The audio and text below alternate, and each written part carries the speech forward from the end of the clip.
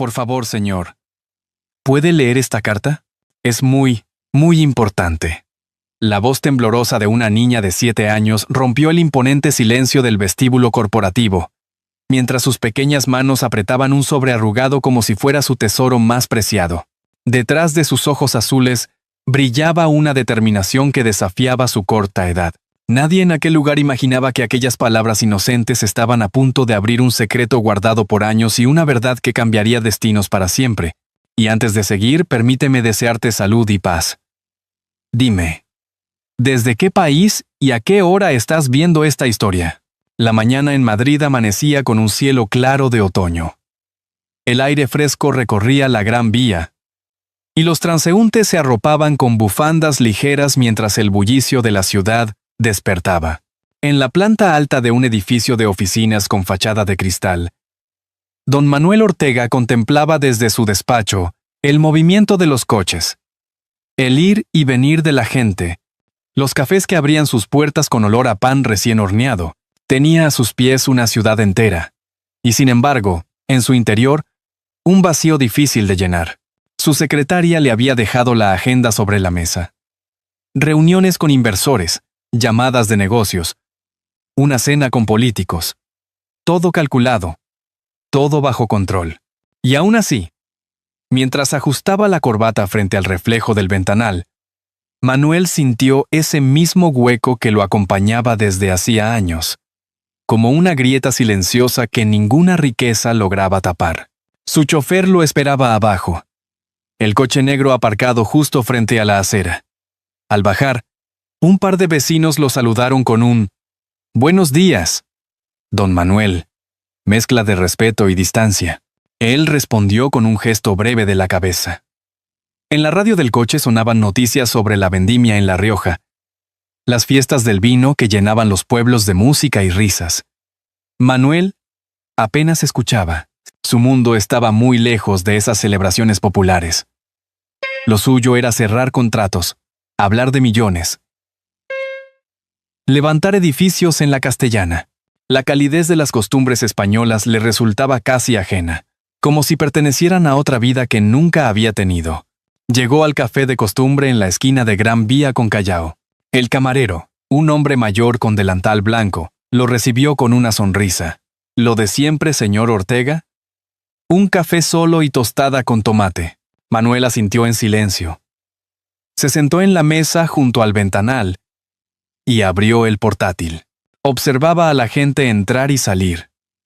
Parejas de ancianos compartiendo churros, estudiantes con prisas, turistas fotografiando el bullicio. Él, en cambio, se mantenía aislado, como si un muro invisible lo separara de esa vida común y sencilla. Sus pensamientos se perdían en recuerdos difusos. Una juventud marcada por el esfuerzo, la ambición, la renuncia a todo lo que no fuera éxito. Ni familia, ni risas infantiles en casa. Solo la fría compañía de documentos y balances. Mientras removía el café, recordó una conversación con su madre, muchos años atrás en Salamanca, cuando le advirtió que el dinero no llenaba el corazón. Ella había fallecido hacía tiempo. Y cada otoño, cuando el viento arrastraba hojas secas por las aceras, esa memoria volvía como un eco persistente. Manuel intentaba acallarla, concentrándose en cifras y estrategias, pero el silencio de sus noches en el ático de lujo lo delataba. Estaba solo, terriblemente solo. Al salir del café, su chofer le sostuvo la puerta del coche. Madrid vibraba con normalidad.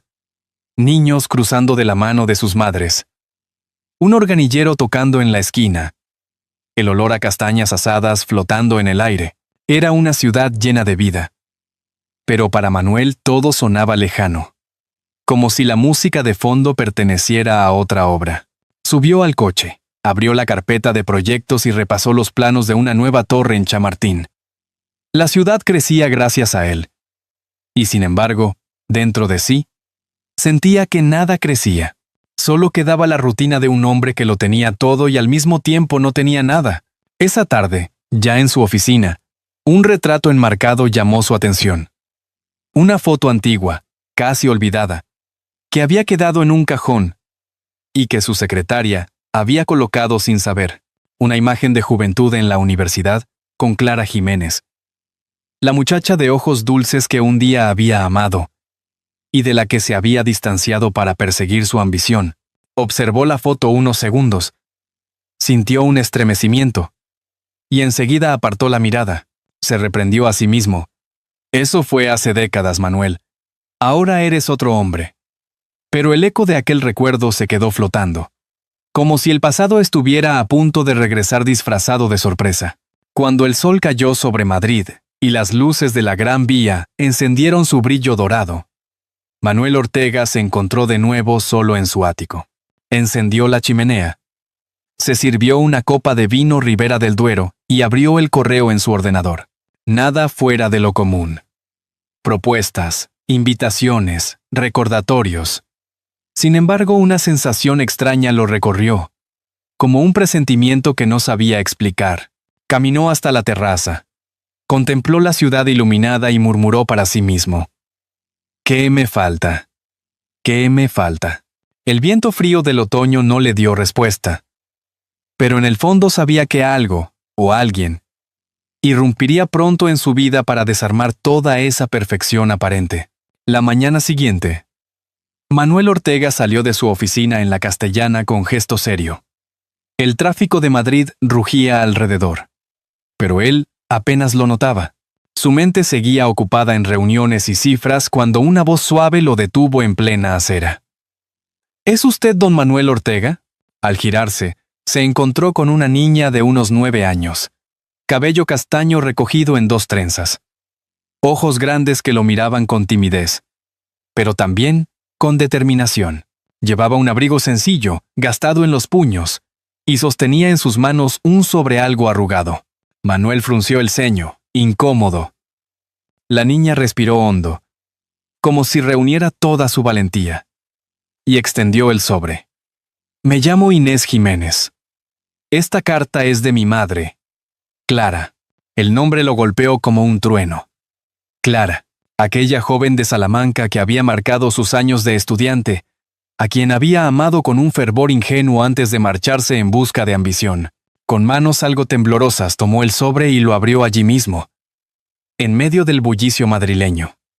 La carta estaba escrita con una caligrafía temblorosa. Manuel, si lees estas líneas, es porque ya no me quedan fuerzas. He criado sola a nuestra hija, Inés, durante todos estos años. Nunca quise molestarte, pero ahora ella merece saber la verdad. Estoy enferma, el tiempo se me escapa. Inés tiene derecho a su padre. La vista se le nubló. Miró a la niña, que lo observaba con la seriedad de alguien mucho mayor que su edad. ¿Tu madre? ¿Clara?, preguntó en un susurro. Inés asintió y añadió: está en Segovia, en el hospital. Dice que quería verle antes de... No terminó la frase, pero Manuel entendió. Durante unos segundos el ruido de la ciudad desapareció. Solo se escuchaba su propia respiración agitada. Una mezcla de incredulidad y desasosiego lo recorrió. ¿Una hija? ¿Él? Siempre había cerrado la puerta a la posibilidad de ser padre, convencido de que su destino estaba ligado únicamente al éxito empresarial. Y sin embargo, aquella niña frente a él tenía sus mismos rasgos en la mirada, la misma seriedad en la frente. Ven conmigo, dijo al fin, intentando sonar firme. La condujo hasta un café cercano en la Gran Vía. El camarero los recibió con cortesía y le sirvió un chocolate caliente para ella y un café solo para él. Inés, con las manos pequeñas rodeando la taza, lo miraba sin apartar los ojos. Mamá siempre me habló de usted. Dijo que era un hombre bueno, aunque eligió otro camino. Sus palabras cayeron como piedras en la conciencia de Manuel. Intentó defenderse. Las cosas eran distintas entonces. Yo tenía sueños. Quería llegar lejos. Inés lo interrumpió con inocencia aplastante. Y llegó, pero se olvidó de nosotros. El silencio que siguió fue insoportable. Afuera, la gente paseaba ajena, y el tintinear de cucharillas contra tazas llenaba el ambiente. Manuel no pudo seguir negándolo. Había algo en aquella niña que no dejaba lugar a dudas. Sin embargo, su mente racional buscaba pruebas. Necesitaba certezas. Iremos a Segovia mañana. Quiero ver a tu madre. Inés sonrió con alivio, como si hubiese esperado esa respuesta desde siempre. Esa noche, de regreso en su ático, Manuel no logró dormir. La carta de Clara reposaba sobre su mesa, sus palabras repitiéndose en su memoria como un eco doloroso. Caminó por la terraza mientras las luces de Madrid brillaban bajo el cielo oscuro.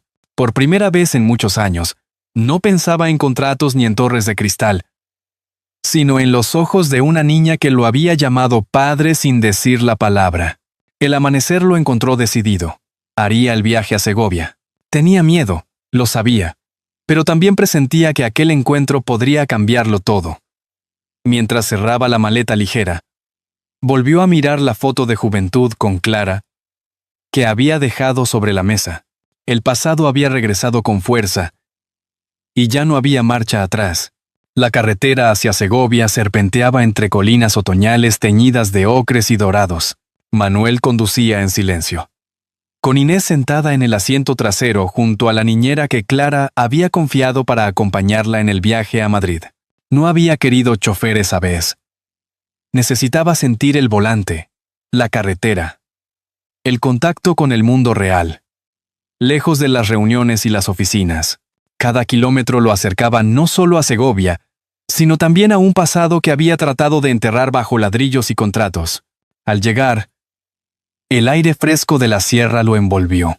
Las murallas medievales se alzaban firmes, y a lo lejos se distinguía la silueta imponente del acueducto romano. Inés miraba por la ventanilla con ilusión, señalando a los turistas que se fotografiaban bajo los arcos de piedra. Mamá me llevaba allí de pequeña. Decía que esas piedras aguantan siglos porque fueron puestas con amor y paciencia. Manuel tragó saliva. Hacía mucho que nadie le hablaba en esos términos tan sencillos y profundos. El hospital estaba en las afueras, un edificio moderno que contrastaba con la historia de la ciudad. Manuel pidió hablar con el médico de guardia, el doctor Álvarez. Hombre de mediana edad con bata blanca. Lo recibió con gesto serio. Doña Clara está débil. El cáncer avanza. No sabemos cuánto tiempo. La frase quedó en el aire, pero bastó para helarle el alma. Al entrar a la habitación, Manuel se encontró con una Clara muy distinta a la joven que recordaba. Sus cabellos habían perdido brillo, su piel estaba pálida, pero en sus ojos aún brillaba esa dulzura que lo había conquistado años atrás. Inés corrió hacia ella y le tomó la mano. «Mamá, está aquí».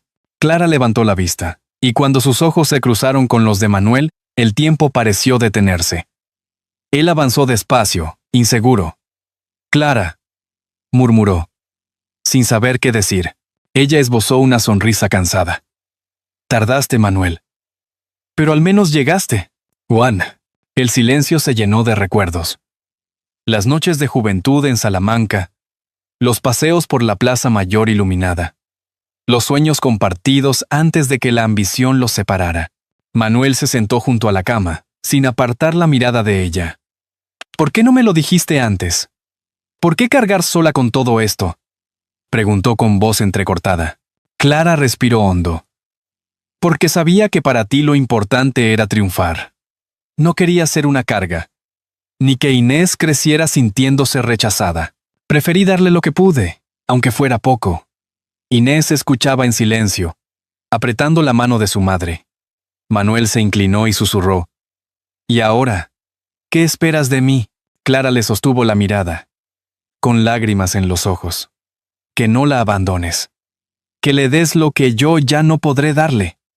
Que seas el padre que merece». Manuel bajó la cabeza, conmovido. Una parte de él quería huir, negar, esconderse en el refugio de su éxito, pero al ver a Inés acariciando la frente de su madre, comprendió que ya no podía escapar. La niña no necesitaba un magnate, necesitaba un padre. La conversación se alargó hasta que Clara, agotada, cerró los ojos y se quedó dormida. Manuel salió de la habitación con Inés. Caminaban por el pasillo cuando la niña, con voz pequeña pero firme, le dijo: «Ella cree en usted, y yo también». Fue como una sentencia inocente que perforó todas sus defensas. Al caer la tarde, padre e hija caminaron juntos por la Plaza Mayor de Segovia. Las terrazas estaban llenas de familias compartiendo tapas, el aire olía a cochinillo asado, y un grupo de músicos callejeros interpretaba una jota castellana.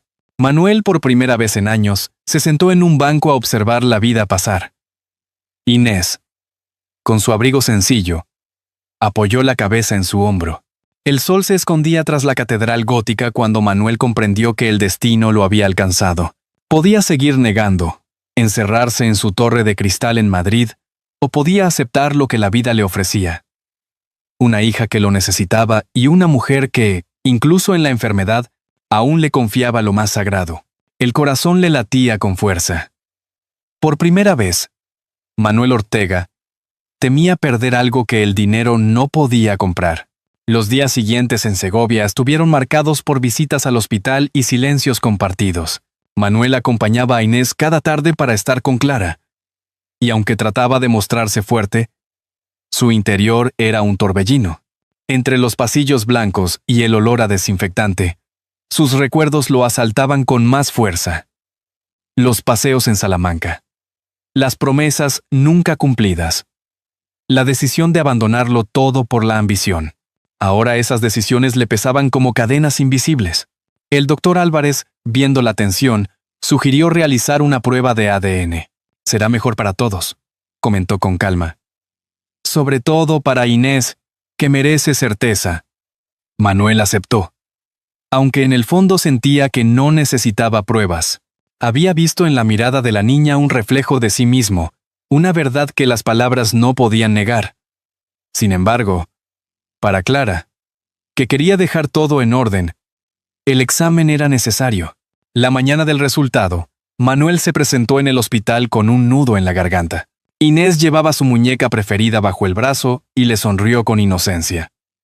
«Hoy sabrá lo que yo ya sé», dijo con una confianza que lo desarmó. Entraron juntos al despacho del doctor. Beatriz, la prometida de Manuel, había aparecido de improviso. Con gesto impecable y perfume caro, insistió en acompañarlo. «Esto es un asunto serio, Manuel. No puedes dejarte arrastrar por ilusiones». El doctor desplegó los papeles con profesionalidad, aunque sus ojos evitaban los de Manuel. «El resultado es negativo. No existe vínculo biológico entre usted y la niña». Un silencio pesado llenó la sala. Clara, recostada en su cama, dejó escapar un gemido ahogado. Inés lo miró, incrédula, con lágrimas que se formaban en sus ojos grandes. «No, no puede ser», susurró. Manuel sintió que el suelo se abría bajo sus pies. La lógica fría de los negocios habría aceptado aquella conclusión sin dudar. Pero en su pecho, algo gritaba lo contrario. La carta de Clara, los gestos de Inés, la semejanza imposible de ocultar. ¿Cómo podía un papel negar lo que su corazón ya sabía? Beatriz aprovechó el momento. Se acercó con voz melosa, pero firme. «¿Lo ves, Manuel?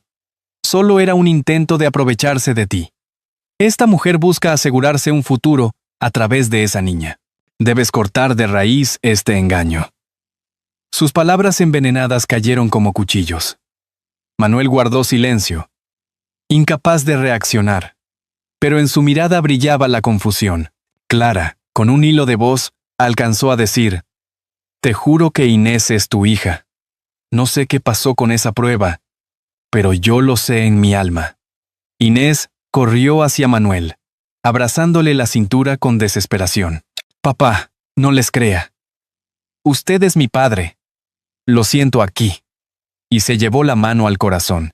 El despacho quedó enmudecido. El doctor evitaba mirar a los presentes. Beatriz mostraba una sonrisa apenas disimulada. Y Manuel luchaba por no derrumbarse. Salió de la habitación sin decir palabra, caminando por los pasillos como un hombre perdido. Afuera, la lluvia empezaba a golpear los ventanales del hospital. Y el cielo encapotado parecía reflejar su estado de ánimo. Esa noche, En la soledad de su hotel en Segovia, Manuel encendió una copa de vino sin probarla. Miraba fijamente la llama de la chimenea, mientras las palabras de Inés le martilleaban. «Usted es mi padre. Lo siento aquí». No pudo dormir. Por primera vez, la seguridad que había construido en su vida se desmoronaba.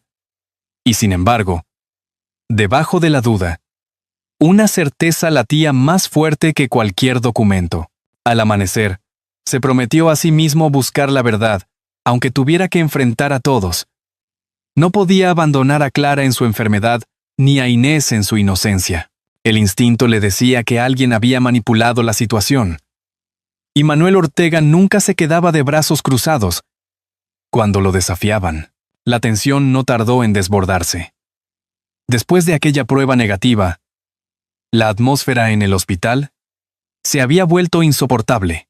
Clara se debilitaba con cada día. E Inés, aunque trataba de mostrarse fuerte, pasaba las noches llorando en silencio. Manuel, incapaz de aceptar aquella versión, comenzó a hacer preguntas.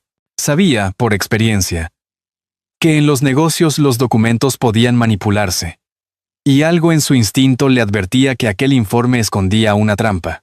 Una tarde, mientras Inés dormía en una silla junto a la cama de su madre, Manuel se reunió con el doctor Álvarez en el pasillo. «Dígame la verdad, doctor. ¿Ha visto usted algo extraño en ese análisis?» El médico dudó unos segundos, bajó la voz y respondió. «Los resultados llegaron demasiado rápido.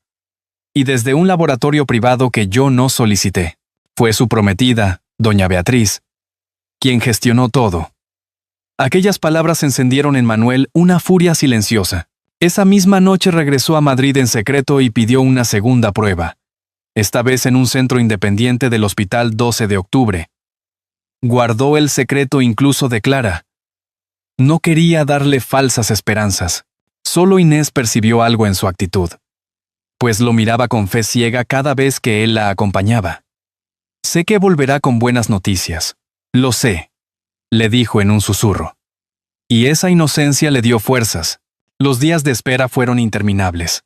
Manuel asistía a reuniones fingiendo calma, pero en su mente solo giraba una pregunta. ¿Era Inés su hija? Finalmente, el sobre llegó a sus manos. Lo abrió con la misma mezcla de miedo y esperanza que había sentido al leer la carta de Clara. Esta vez no hubo lugar a dudas. La prueba confirmaba el vínculo biológico. Inés era su hija. El corazón le dio un vuelco. Sintió una emoción que no había experimentado en toda su vida empresarial. Orgullo, ternura, responsabilidad. De inmediato regresó a Segovia con el documento en la mano. Al entrar en la habitación, Clara abrió los ojos sorprendida. «¿Qué pasa, Manuel?» Él la tomó de la mano y, con lágrimas contenidas, dijo, «Siempre lo supe aquí dentro. Y ahora lo sé también aquí». Colocó la mano en su pecho y luego mostró el papel. «Inés es nuestra hija. Y nadie volverá a negarlo. Inés es nuestra hija. Y nadie volverá a negarlo». Inés saltó de alegría y lo abrazó con fuerza, como si toda la angustia de aquellos días se disolviera de golpe. Clara lloraba, entre alivio y agotamiento. En ese momento, Beatriz irrumpió en la habitación con gesto altivo. «¿De qué hablas, Manuel? No puedes dejarte engañar por...» Él la interrumpió con voz firme, un tono que en los negocios había impuesto respeto a cientos de adversarios. «El único engaño aquí ha sido el tuyo. Manipulaste los resultados, quisiste apartarme de mi propia hija. Vete de esta habitación y de mi vida». El silencio cayó como un martillo. Beatriz, sin máscara posible, palideció. Intentó justificarse. «Lo hice por ti, para protegerte». Pero Manuel ya no escuchaba. Su mirada estaba fija en Inés y Clara, como si al fin hubiera encontrado lo que buscaba sin saberlo. Beatriz salió entre murmullos, y la puerta se cerró tras ella como un capítulo acabado. En la habitación solo quedaron ellos tres, envueltos en una paz frágil pero real. Manuel se inclinó hacia Inés y acarició su cabello. «Perdóname por no estar antes, pero te prometo que, desde hoy, Jamás volverás a sentirte sola. La niña sonrió entre lágrimas y Clara, con la voz débil, susurró: «Eso es todo lo que necesitábamos». Aquella noche, al salir del hospital, Manuel respiró hondo bajo el cielo estrellado de Segovia. Por primera vez en años, no pensaba en edificios ni en contratos, sino en el milagro inesperado de una familia reencontrada. Sabía que aún quedaba camino por recorrer, pero también que el rumbo de su vida acababa de cambiar para siempre. El otoño avanzaba en Madrid, y la ciudad se preparaba para las fiestas de la Plaza Mayor. Las luces empezaban a colgarse entre los balcones. Los vendedores instalaban puestos de castañas y dulces, y el murmullo de los turistas se mezclaba con el de los madrileños que hacían sus compras. Manuel Ortega caminaba por la plaza con Inés de la mano, mientras Clara, algo más recuperada gracias a los cuidados médicos, lo seguía despacio. No era la misma de antes. Su salud seguía frágil, pero en su rostro había un brillo distinto, el de quien, después de años de lucha en silencio, al fin encontraba descanso en la compañía de los suyos. Manuel se detuvo frente a un puesto de turrones y sonrió cuando Inés le pidió probar uno de almendras. «Vamos a llevar 2. Para que tu madre también tenga», dijo. Y el tendero, un anciano de voz ronca, le guiñó un ojo. «Se nota que es buen padre, señor». Manuel se sonrojó levemente. No estaba acostumbrado a ese título, pero lo aceptó con orgullo. De pronto, una pareja de viejos amigos de negocios se acercó. «Manuel, ¿quién es esta preciosidad?», preguntaron mirando a Inés. Él apretó la mano de la niña y respondió sin dudar: «Mi hija». Aquellas 2 palabras, tan simples y tan grandes, hicieron que Inés lo abrazara con fuerza, como si por fin su mundo estuviera en orden. Clara, a unos pasos, dejó escapar una lágrima de emoción. La celebración continuaba. Un grupo de músicos callejeros empezó a tocar villancicos anticipados, y varias familias se reunieron a cantar. Inés tiró del brazo de Manuel. «Bailemos, papá». Él, que siempre había rehuido esas muestras públicas de espontaneidad, se dejó arrastrar. Entre risas y pasos torpes, bailó con ella en medio de la plaza, mientras la gente aplaudía. Clara los observaba con una mezcla de nostalgia y felicidad, como si contemplara el cuadro que había soñado toda su vida. Cuando se detuvieron, Inés lo miró con seriedad y le dijo: «Prométeme que nunca más me dejarás sola». Manuel se arrodilló a su altura. Le acomodó el abrigo y respondió con voz temblorosa: «Te lo prometo». «Io non so más». Fue un instante íntimo, rodeado por el bullicio, pero que quedaría grabado para siempre en sus corazones. Al caer la noche, los 3 se sentaron en una terraza cubierta, compartiendo chocolate caliente y churros. Manuel, que solía pagar cuentas sin mirar, esta vez dejó propina con una sonrisa cálida al camarero que les atendió con esmero. «Gracias, señor Ortega», dijo el hombre. Manuel respondió: «Hoy no soy empresario. Hoy soy solo un padre feliz». Clara apoyó la cabeza en su hombro. «Has cambiado, Manuel. Ahora entiendo lo que tu madre quería decirte cuando eras joven. El dinero construye edificios, pero solo el amor construye hogares». Él asintió en silencio, acariciando la mano de Inés, mientras en su interior sentía que aquella frase se había convertido en verdad. Las campanas de la plaza marcaron la hora. La multitud se dispersaba poco a poco, y Madrid quedaba iluminada bajo un cielo despejado. Manuel Ortega, que había conocido la soledad en medio del éxito, caminaba ahora con 2 tesoros a su lado: Clara, el amor de su juventud recuperado, e Inés, la hija que nunca supo que tenía. Mientras avanzaban juntos, Inés susurró medio dormida, con la cabeza recostada en su brazo: «Gracias por venir a buscarme, papá». Manuel la besó en la frente y respondió: «No era yo quien te buscaba, hija. Eras tú quien venía a salvarme».